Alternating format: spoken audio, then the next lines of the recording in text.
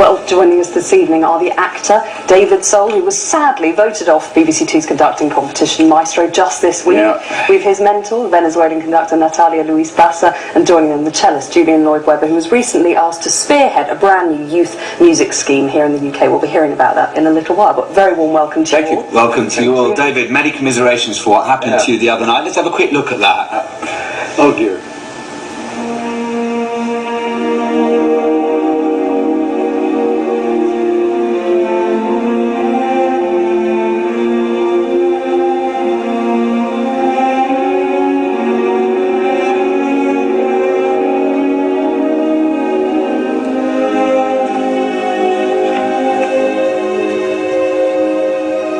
Well, I was there at the show on Tuesday, and what was so obvious was your huge passion and enjoyment for conducting. You obviously really did enjoy yourself. Very much so, very much so. We had a couple of train wrecks at the beginning of the piece, but I thoroughly enjoyed it. So there are no sour grapes.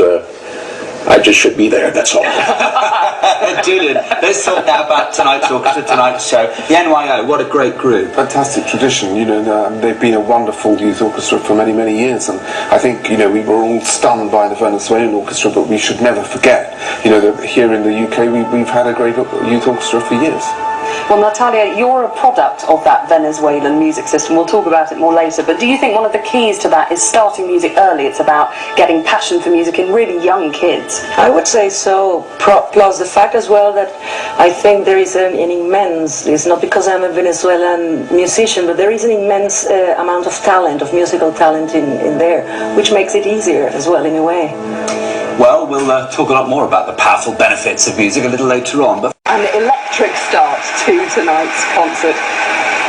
And the stage is just going to be reset before we get Rachmaninoff's fourth piano concerto. Just a quick response from our guests here in the studio tonight. What a fantastic start, a ridiculous piece in lots of ways. Wow. I mean, I lived in New York. I mean, I heard everything out of New York was there. Absolutely, the sound of New York. And I know, Julian, while you were listening, you were just sitting there saying, what a brave choice it was to open the concert. But also quite a clever choice, because there's all those sort of very difficult exposed solos at the beginning, and I'm sure that Tony Papana knew perfectly well that they could cope with it, and it shows the orchestra off brilliantly. Well, all of you from different perspectives have a great investment or an interest in the engagement of young people with music. Natalia, you benefited greatly, I'm sure, from the groundbreaking system known as El Sistema in Venezuela. Last year at the Proms, we were very fortunate to have a performance from a great product of that system, the Simon Bolivar Youth Orchestra. Let's have a little snatch look now at a little bit of that concert once again, and also a little idea of music on the ground, the system on the ground, El Sistema in Venezuela.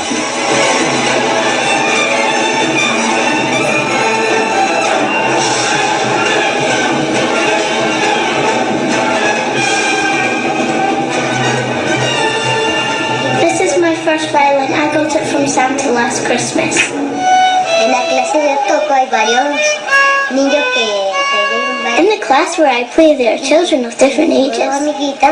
But I have two friends who are the same age as me. I love music because we play lots of nice songs. I have lots of friends and I like the concerts. There's one beautiful thing about music. If you see two kids, one beside the other one, if this kid is amazingly rich, or the kid is amazingly poor, they're going to have to do the same, they're going to have to play the same. And music doesn't make difference. Just play. I've been playing the cello for 4 years. I've been playing the violin for 6 months. I used to play the flute, but now I dedicate myself to playing the violin. I'm 6 years old and my tooth isn't ready to fall out yet. The majority of the children that come to this centre have lots of family problems. They have lots of economic problems. If it wasn't for the orchestra project, I'm sure these children would be on the streets.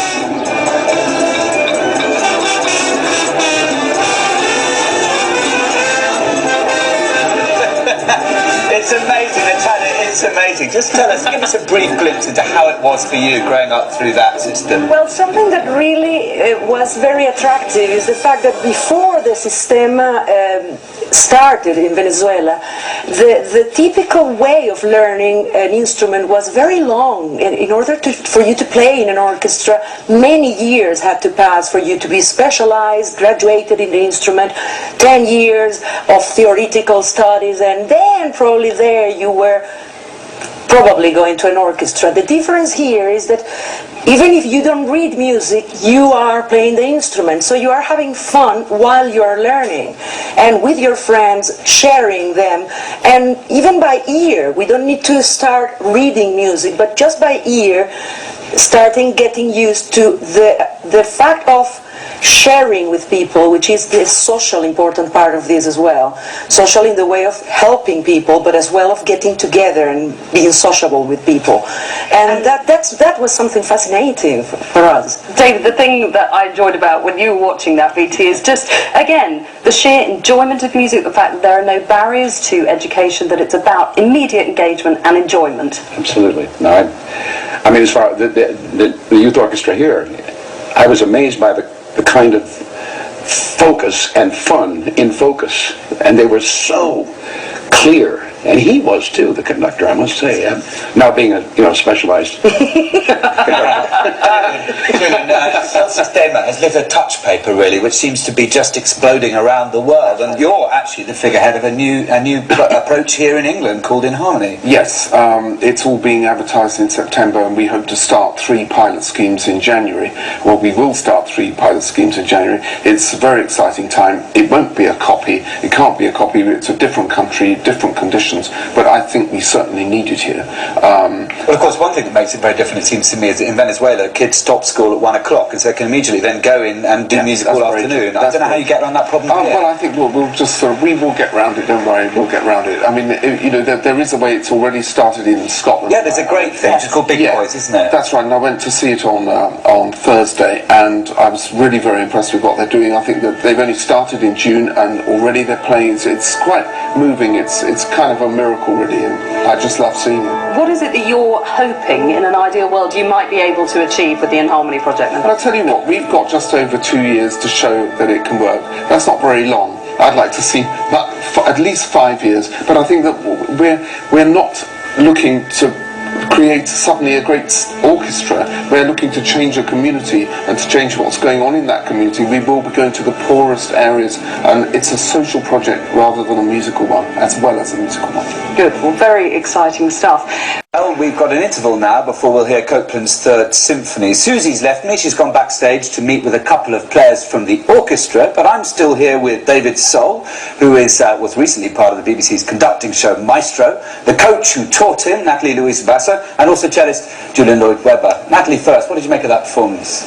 Well, this one, fantastic. I like him a lot. The pianist is a great musician. Beautiful touch.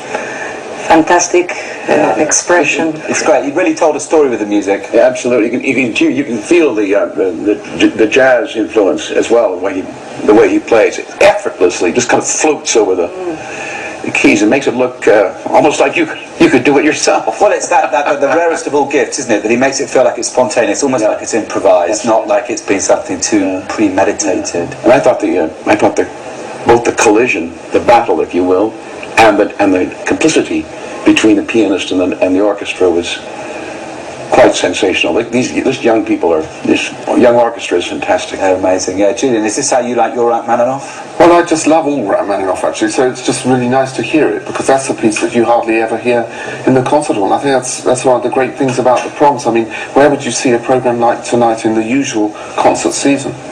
Well, what's curious is charting the influence, or rather the kind of connection between the 3 works on tonight's programme. We'll come on to Copeland in a little bit, but here we've got 2 completely different slices, 2 composers who clearly on some level loved America. Yeah, but I think that's one of the things that the proms is so good at doing, is like taking a theme and exploring it, and not, they perhaps don't have to worry so much about whether the hall is packed out, although usually it is.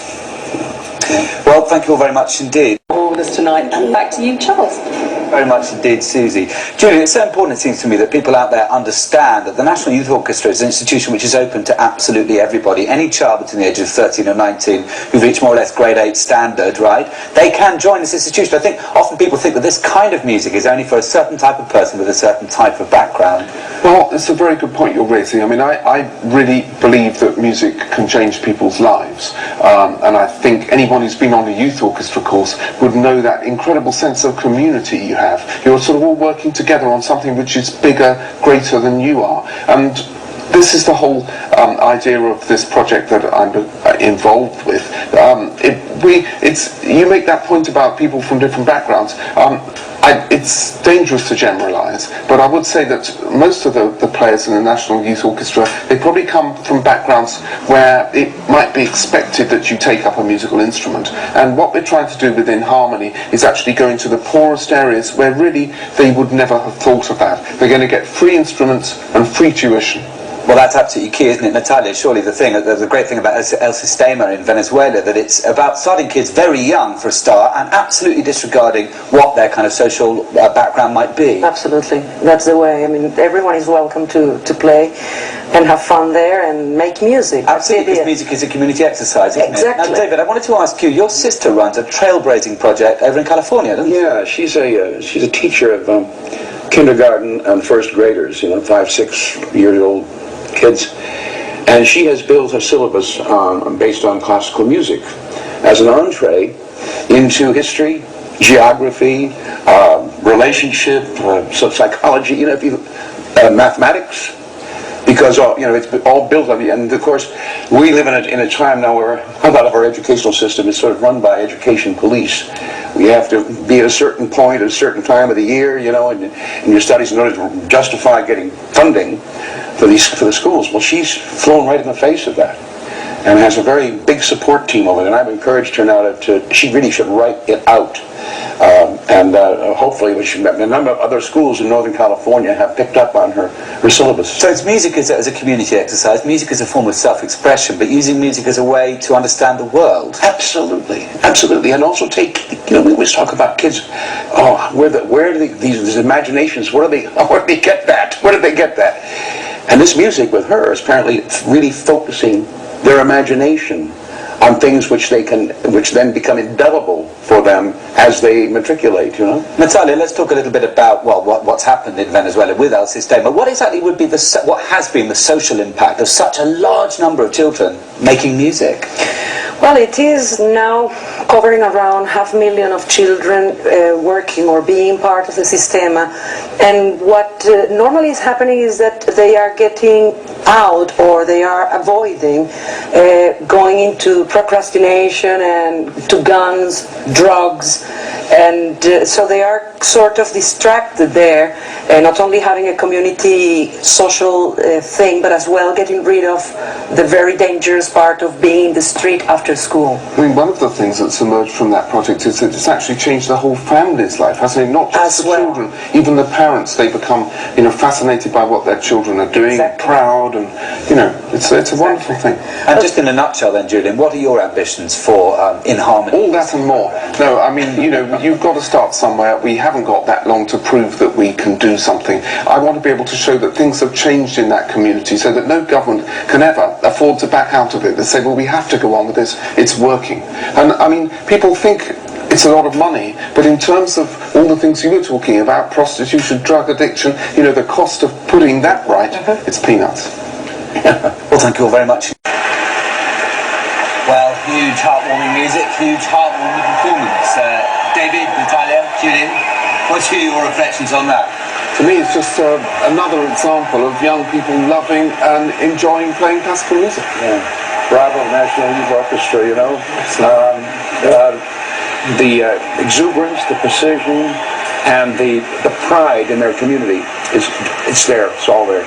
Well, that's it for this evening. A fantastic close to tonight's concert. BBC 4 is back at the Proms tomorrow night when there'll be a performance of the St John Passion, conducted by Sir John Eliot Gardner. We're back on BBC 2 next Saturday when we have a programme of music celebrating Ray Vaughan Williams. Well, thanks to our guests this evening, David Soul, Natalia Louise Bassa and Julian Lloyd-Webber. For now, from all of us here Good night. Good night.